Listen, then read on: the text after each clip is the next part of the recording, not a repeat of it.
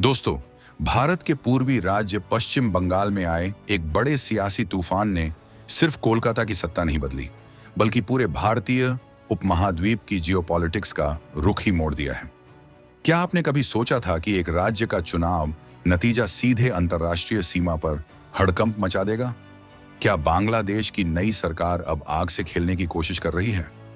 और सबसे बड़ा सवाल, क्या भारत अब अपनी चुप्पी तोड़कर वो कड़ा फैसला लेने वाला है जिसकी उम्मीद पिछले 5 दशकों में किसी ने नहीं की थी? पश्चिम बंगाल में भारतीय जनता पार्टी की ऐतिहासिक और प्रचंड जीत ने बांग्लादेश की नई सत्ता के माथे पर पसीना ला दिया है। ये जीत सिर्फ वोटों की गिनती नहीं थी, बल्कि दिल्ली के लिए उस रास्ते का खुलना था जो सालों से तीस्ता नदी के पानी और अवैध घुसपैठ के मुद्दे पर बंद पड़ा था। ढाका में बैठी तारिक रहमान की सरकार को अब एहसास हो चुका है कि नया भारत अब समझौतों की मेज पर झुकने वाला नहीं है। जैसे ही बंगाल में सत्ता परिवर्तन हुआ, वैसे ही बांग्लादेश ने एक ऐसा खतरनाक कार्ड खेल दिया जिसे भारत के खिलाफ युद्ध का ऐलान तो नहीं, लेकिन पीठ में छुरा घोंपने जैसी चाल जरूर माना जा रहा है। बांग्लादेश ने सीधे चीन को न्योता दे दिया है, वो भी भारत की नाक के नीचे तीस्ता नदी के प्रोजेक्ट पर। अब बात को थोड़ा विस्तार से समझते हैं। पश्चिम बंगाल में चुनाव के नतीजे आने के बाद दिल्ली में हलचल तेज हो गई है। सालों से जो ममता बनर्जी की सरकार तीस्ता जल समझौते पर अड़ंगा लगाकर बैठी थी, अब वो रुकावट खत्म हो चुकी है। केंद्र में बैठी बीजेपी सरकार और बंगाल की नई सरकार अब एक ही सुर में बात कर रहे हैं। इसका सीधा मतलब यह है कि अब तीस्ता नदी के मुद्दे पर फैसला दिल्ली की शर्तों पर होगा। लेकिन बांग्लादेश की बीएनपी यानी बांग्लादेश नेशनलिस्ट पार्टी के नेता तारिक रहमान ने जैसे ही सत्ता संभाली, उनके तेवर बदल गए। उन्होंने भारत से बात करने के बजाय सीधे बीजिंग का रुख किया। ये वही चीन है जो भारत को घेरने के लिए हमेशा स्ट्रिंग ऑफ पर्ल्स यानी मोतियों की माला वाली नीति अपनाता है। बांग्लादेश की नई सरकार ने तीस्ता नदी पुनरुद्धार परियोजना यानी तीस्ता रिवर रिस्टोरेशन प्रोजेक्ट के लिए चीन से मदद और समर्थन मांग लिया है। अब जरा सोचिए, भारत की सीमा के इतने करीब एक ऐसी नदी जो भारत के सिक्किम और बंगाल से बहकर आती है, वहां चीन का दखल। क्या यह सिर्फ एक विकास का काम है या फिर भारत की सुरक्षा में सेंध लगाने की कोई बड़ी साजिश? भारत के विदेश मंत्रालय ने इस पर अपनी नजरें तिरछी कर ली हैं। भारत सरकार ने साफ कर दिया है कि हमारे और बांग्लादेश के बीच 54 ऐसी नदियां हैं जो साझा हैं। इन नदियों का पानी कैसे बंटेगा, ये हमारा आपसी मामला है। इसमें किसी तीसरे देश यानी चीन की एंट्री भारत को बर्दाश्त नहीं होगी। लेकिन मामला सिर्फ पानी का नहीं है। असल कहानी तो उस वेरिफिकेशन के पीछे छिपी है जिसे लेकर भारत ने अब आर पार की लड़ाई का मन बना लिया है। पश्चिम बंगाल में जीत के तुरंत बाद भारत के विदेश मंत्रालय यानी MEA ने बांग्लादेश को एक ऐसी लिस्ट सौंपी है जिसने वहां की सरकार की नींद उड़ा दी है। भारत में अवैध रूप से रह रहे करीब 3000 बांग्लादेशी नागरिकों की नागरिकता का सत्यापन यानी सिटीजनशिप वेरिफिकेशन पिछले 5 सालों से अटका हुआ है। भारत ने 2 ठूक कह दिया है, अब बहुत हुआ, वेरिफिकेशन में तेजी लाओ और अपने नागरिकों को वापस लो। ये 2862 मामले तो वो हैं जो फाइलों में दर्ज हैं, लेकिन असल संख्या लाखों में हो सकती है। बांग्लादेश के गृह मंत्री सलाहुद्दीन अहमद और विदेश मंत्री खलीलुर रहमान अब बौखलाए हुए हैं। वो धमकी दे रहे हैं कि अगर भारत ने पुशबैक किया या जबरन लोगों को सीमा पार भेजा तो वो कार्रवाई करेंगे। लेकिन शायद वो भूल गए हैं कि भारत की नीति अब बदल चुकी है। विदेश मंत्रालय के प्रवक्ता रणधीर जायसवाल ने साफ शब्दों में कह दिया है कि भारत में जो भी अवैध तरीके से रह रहा है उसे वापस जाना ही होगा। ये भारतीय कानून और द्विपक्षीय समझौतों के तहत किया जाएगा।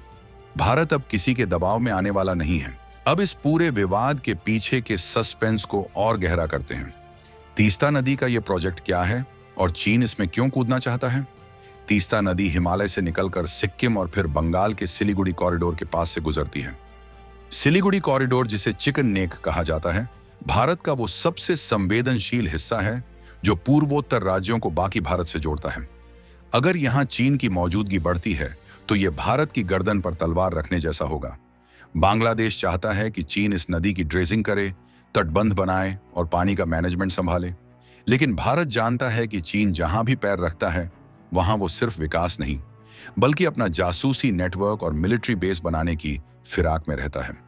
2011 में जब तत्कालीन प्रधानमंत्री मनमोहन सिंह बांग्लादेश गए थे, तब तीस्ता जल समझौता लगभग तैयार था, लेकिन बंगाल की तत्कालीन मुख्यमंत्री ममता बनर्जी ने अंतिम समय पर मना कर दिया था। उनका तर्क था कि अगर बांग्लादेश को ज्यादा पानी दिया गया तो उत्तर बंगाल के किसान प्यासे मर जाएंगे। पिछले 15 सालों से यह मामला लटका रहा, लेकिन 2026 में बंगाल की राजनीति बदलने के बाद अब स्थितियां वैसी नहीं रही। अब भारत सरकार चाहती है कि इस मसले का हल निकले, लेकिन अपनी शर्तों पर। बांग्लादेश को लगा कि भारत पर दबाव बनाने के लिए चीन सबसे अच्छा हथियार है। चीन के विदेश मंत्री वांग यी ने भी मौके का फायदा उठाते हुए कह दिया है कि वो बांग्लादेश की नई सरकार को स्थिरता बनाए रखने में पूरा सहयोग देंगे। ये स्थिरता शब्द ही अपने आप में एक सस्पेंस है। क्या चीन बांग्लादेश को भारत के खिलाफ भड़काकर वहां अपना नया अड्डा बनाना चाहता है? भारत के रणनीतिकारों का मानना है कि बांग्लादेश अब डेट ट्रैप यानी कर्ज के जाल में फंसने की ओर बढ़ रहा है। श्रीलंका और पाकिस्तान का हश्र देखने के बाद भी अगर ढाका बीजिंग की गोद में जाकर बैठ रहा है तो ये उसके लिए आत्मघाती कदम साबित हो सकता है। इधर भारत ने अपनी सुरक्षा को लेकर एक और फ्रंट खोल दिया है। पाकिस्तान की ओर से होने वाली घुसपैठ और अस्थिरता को रोकने के लिए भारत ने पिछले साल ऑपरेशन सिंदूर शुरू किया था। इसकी पहली वर्षगांठ पर भारत ने साफ संदेश दिया कि सिंधु जल संधि यानी IWT पर हमारा रुख अब सख्त है। जब तक पाकिस्तान सीमा पार से होने वाली हिंसा को नहीं रोकता, तब तक पानी के समझौतों पर कोई उदारता नहीं दिखाई जाएगी। यही संदेश अब बांग्लादेश के लिए भी है। अगर बांग्लादेश भारत के हितों के खिलाफ जाकर चीन से दोस्ती गांठता है, तो भारत के पास भी कई ऐसे रास्ते हैं जो ढाका की अर्थव्यवस्था की कमर तोड़ सकते हैं। भारत के विदेश मंत्रालय ने साफ कर दिया है कि हमारे पास 54 साझा नदियां हैं और उनके लिए हमारे पास पहले से ही द्विपक्षीय तंत्र मौजूद हैं, यानी हमें किसी तीसरे पक्ष की जरूरत नहीं है। लेकिन बांग्लादेश के विदेश मंत्री खलीलुर रहमान ने चीन के साथ बैठकर जो खिचड़ी पकाई है, उसने भारत बांग्लादेश संबंधों को एक नाजुक मोड़ पर खड़ा कर दिया है। क्या तीस्ता नदी का पानी अब दोस्ती के बजाय दुश्मनी की वजह बनेगा, या फिर भारत अपनी कूटनीति से चीन को इस खेल से बाहर कर देगा? एक तरफ तीस्ता का विवाद है तो दूसरी तरफ अवैध घुसपैठ का बड़ा मुद्दा। बंगाल की नई सरकार ने साफ निर्देश दिए हैं कि बॉर्डर पर सुरक्षा कड़ी की जाए और जो लोग बिना दस्तावेजों के रह रहे हैं उनकी पहचान कर उन्हें वापस भेजा जाए। विदेश मंत्रालय ने बांग्लादेश से उन 2,862 लोगों के वेरिफिकेशन में तेजी लाने को कहा है जो सालों से लंबित हैं। ये वो लोग हैं जिन्हें बांग्लादेश अपना नागरिक मानने से इनकार करता रहा है, लेकिन भारत ने अब सबूतों के साथ उनकी लिस्ट थमा दी है। बांग्लादेश की BNP सरकार के लिए ये एक बड़ी परीक्षा है। तारिक रहमान जानते हैं कि उनकी सत्ता में वापसी के पीछे कुछ ऐसी ताकतें हो सकती हैं जो भारत के साथ रिश्ते बिगाड़ना चाहती हैं। लेकिन क्या वो ये भूल गए कि बांग्लादेश की बिजली से लेकर अनाज तक और कनेक्टिविटी से लेकर व्यापार तक हर चीज के लिए भारत ही उनका सबसे बड़ा और भरोसेमंद साथी रहा है? चीन सिर्फ पैसे दे सकता है, लेकिन वो भूगोल नहीं बदल सकता। भारत और बांग्लादेश के बीच की हजारों किलोमीटर की सीमा और साझा संस्कृति ही उनकी असल पहचान है। अब बात करते हैं उस ऑपरेशन सिंदूर की जिसने पाकिस्तान के होश उड़ा रखे हैं। भारत ने साफ कर दिया है कि सुरक्षा को भंग करने वाले तत्वों को पालने वाले देशों के साथ कोई समझौता नहीं होगा। चाहे वो सिंधु जल संधि हो या तीस्ता का मामला, भारत की नेशनल सिक्योरिटी सबसे पहले है। MEA प्रवक्ता रणधीर जायसवाल ने जिस अंदाज में पाकिस्तान को जवाब दिया, उसी लहजे में उन्होंने बांग्लादेश को भी चेतावनी दे दी है। उन्होंने कहा कि भारत अपनी सुरक्षा सुनिश्चित करने के लिए हर संभव कदम उठाएगा। ये कहानी अब एक रोमांचक मोड़ पर है। एक तरफ भारत की विकास की रफ्तार और बंगाल में नई राजनीतिक ऊर्जा है, तो दूसरी तरफ चीन का फैलाया हुआ जाल और बांग्लादेश की बदलती नीयत। क्या भारत अब नेबरहुड फर्स्ट की नीति के तहत बांग्लादेश को समझा पाएगा, या फिर तीस्ता का ये प्रोजेक्ट दक्षिण एशिया में एक नए संघर्ष की शुरुआत करेगा? सस्पेंस इस बात का भी है कि क्या चीन वास्तव में तीस्ता में अपनी मशीनें उतारेगा? अगर ऐसा हुआ तो भारत का रिस्पॉन्स क्या होगा? भारतीय सेना और सामरिक विशेषज्ञों की नजरें सिलीगुड़ी कॉरिडोर पर खड़ी हुई हैं। भारत ने पहले ही सिक्किम और बंगाल के सीमावर्ती इलाकों में अपनी बुनियादी ढांचागत शक्ति यानी इंफ्रास्ट्रक्चर को मजबूत करना शुरू कर दिया है।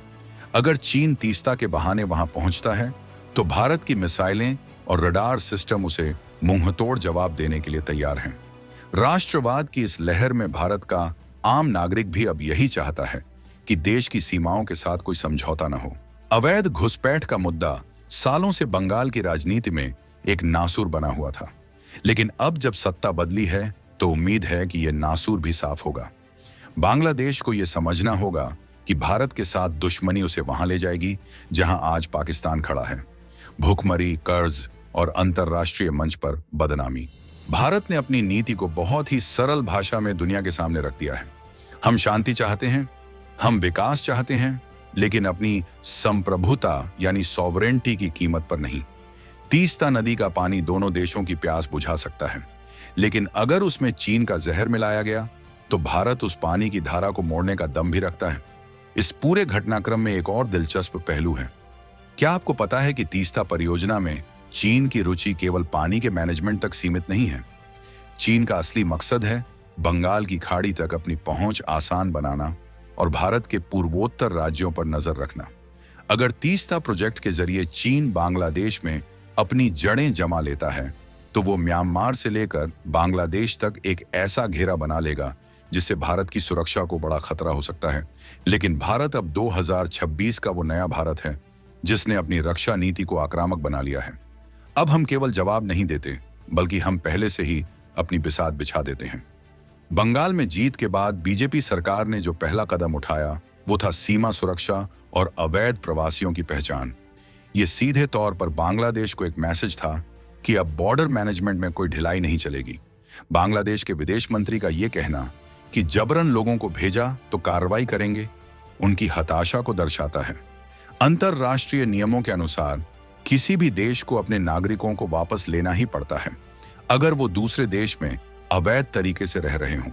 भारत ने हमेशा मानवता का परिचय दिया है, लेकिन इसका मतलब ये नहीं कि कोई हमारे संसाधनों और सुरक्षा पर कब्जा कर ले। अब जरा इस आंकड़े पर गौर कीजिए। 2862 वेरिफिकेशन केस, ये केवल एक संख्या नहीं है। ये उन 5 सालों की कहानी है जिसमें बांग्लादेश ने भारत की चिंताओं को नजरअंदाज किया। अब जब भारत ने अपनी मुट्ठी भींच ली है तो ढाका को अपनी नागरिकता पंजी यानी नेशनल रजिस्टर खंगालने पड़ रहे हैं। सिंधु जल संधि के मामले में भी भारत ने पाकिस्तान को जो आईना दिखाया है वो पूरी दुनिया के लिए मिसाल है।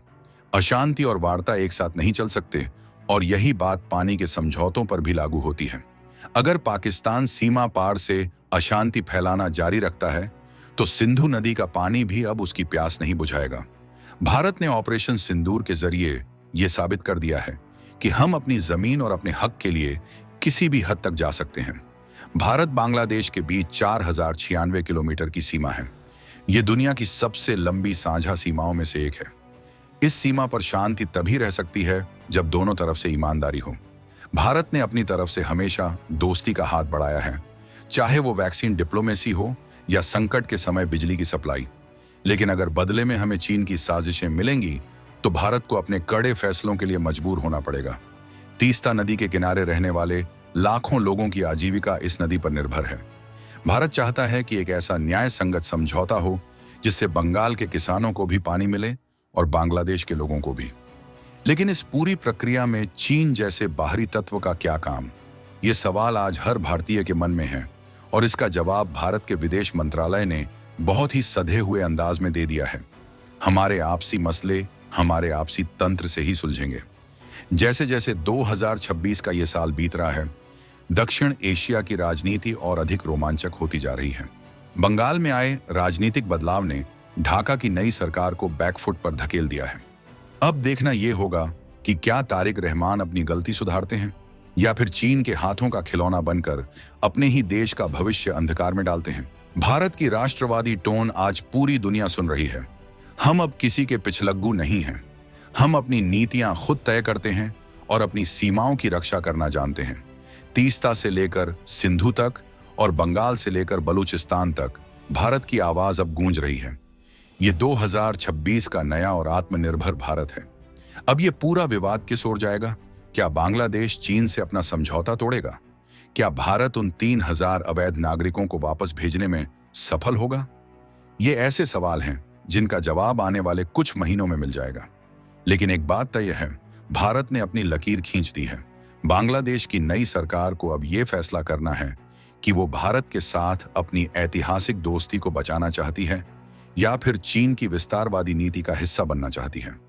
भारत के पास अपनी सुरक्षा के लिए प्लान बी भी तैयार है, चाहे वो बॉर्डर की फेंसिंग को और मजबूत करना हो या फिर अंतर्राष्ट्रीय मंच पर बांग्लादेश को उसकी जिम्मेदारियों का एहसास कराना हो। राष्ट्रवादी गौरव और सुरक्षा की इस जंग में भारत का पक्ष बिल्कुल साफ और पारदर्शी है। हम अपनी धरती पर किसी भी घुसपैठिए को जगह नहीं देंगे और अपनी नदियों के पानी पर किसी तीसरे का हक नहीं होने देंगे। ये भारत का संकल्प है और यही भारत की शक्ति है। अब सस्पेंस की अगली परत खुलती है। क्या होगा अगर चीन ने तीस्ता प्रोजेक्ट पर अपना काम शुरू कर दिया? भारत के पास इसके खिलाफ कई कूटनीतिक और आर्थिक हथियार हैं। हम ब्रह्मपुत्र से लेकर गंगा तक के जल प्रवाह को इस तरह नियंत्रित कर सकते हैं कि बांग्लादेश के लिए जल प्रबंधन एक चुनौती बन जाए। लेकिन भारत कभी ऐसा करना नहीं चाहता। हम शांतिपूर्ण सह अस्तित्व में विश्वास रखते हैं, लेकिन अगर हमें उकसाया गया तो जवाब ऐसा होगा कि पीढ़ियां याद रखेंगी। पश्चिम बंगाल की नई सरकार और केंद्र के बीच का यह तालमेल ही भारत की असली ताकत है। अब कोई भी राज्य सरकार अपनी अलग विदेश नीति नहीं चला पाएगी। देश की सुरक्षा और विदेशी मामलों पर अब केवल दिल्ली का एक ही स्वर होगा। ये एकता ही चीन और बांग्लादेश जैसे पड़ोसियों के लिए सबसे बड़ी चेतावनी है। इस पूरे प्रकरण में पाकिस्तान का नाम आना भी स्वाभाविक है। सिंधु जल संधि पर भारत का कड़ा रुख ये बताता है कि हम अब समझौतों की बारीकियों में नहीं बल्कि जमीनी हकीकत पर बात करेंगे। अगर अशांति फैलाने वाले तत्व हैं तो संधि नहीं है। यही सिद्धांत अब भारत हर पड़ोसी के साथ लागू कर रहा है। तीस्ता नदी के बहाव में अब केवल पानी नहीं बल्कि कूटनीति की लहरें भी उठ रही हैं। सिक्किम के पहाड़ों से लेकर बांग्लादेश के मैदानों तक हर कोई इस बात का इंतजार कर रहा है कि अगला कदम कौन उठाएगा।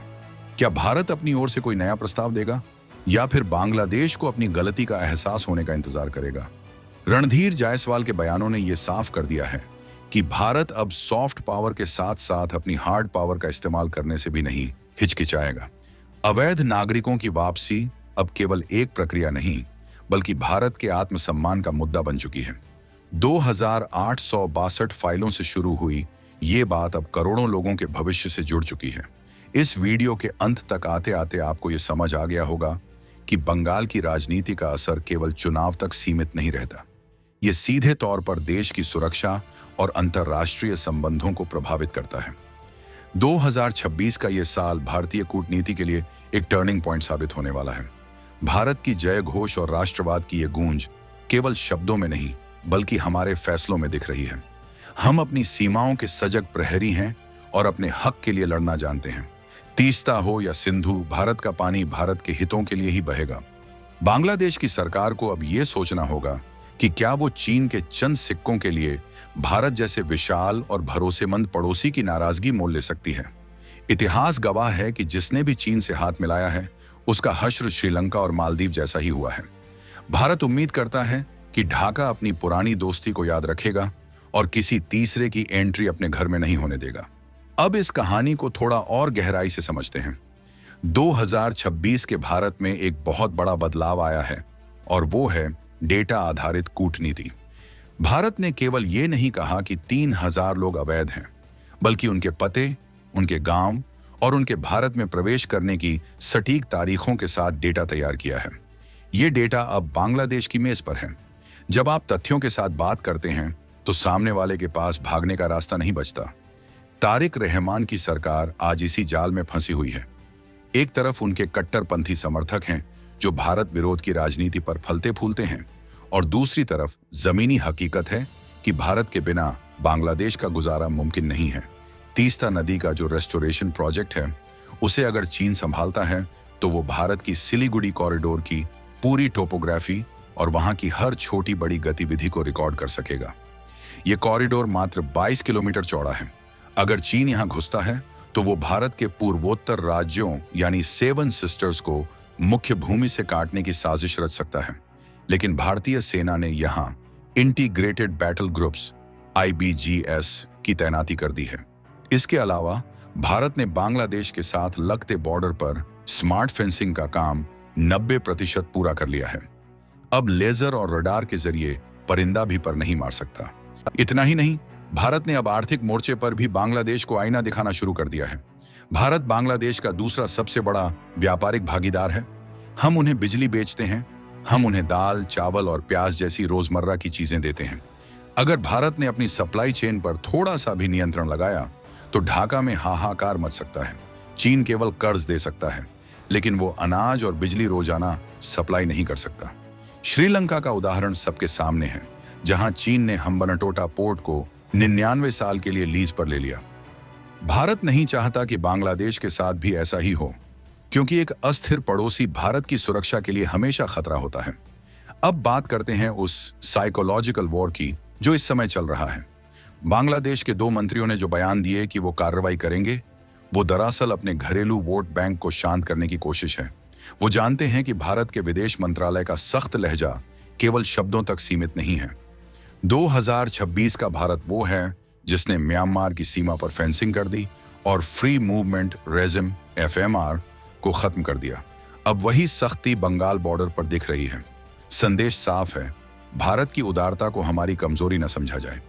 तीस्ता समझौते के पीछे जो पश्चिम बंगाल की राजनीति थी, वो अब पूरी तरह बदल चुकी है। नई सरकार का मानना है कि पानी का बंटवारा इस तरह होना चाहिए कि उत्तर बंगाल के चाय बागानों और किसानों को कोई नुकसान न हो।